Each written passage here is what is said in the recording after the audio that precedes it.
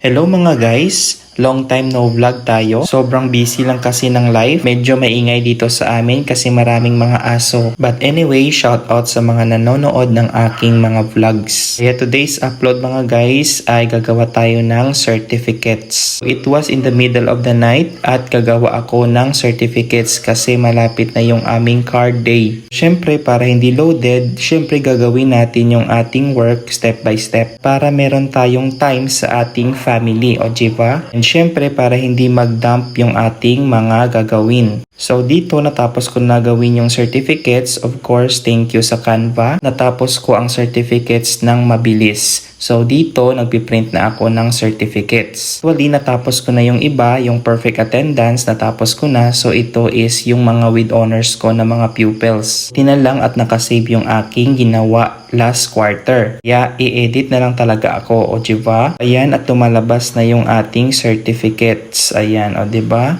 Then ito yung mga certificates na aking na-document. Net ko pala yung printer sa high para maganda yung kinalabasan ng mga certificates. Syempre, after niya lumabas ng printer, ayan, at inayos ko na yung mga certificates.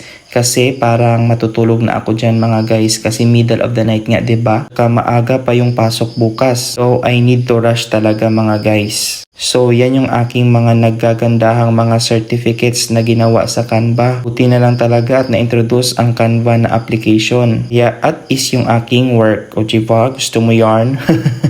After ko pala ayusin, ayan guys, at magsha-shutdown na talaga ako, pati yung mga mata ko magsha-shutdown na talaga. Kaya mga guys, see you na lang sa next vlog ko and thank you for watching. Huwag nyo palang kalimutan i-subscribe yung aking YouTube channel. God bless!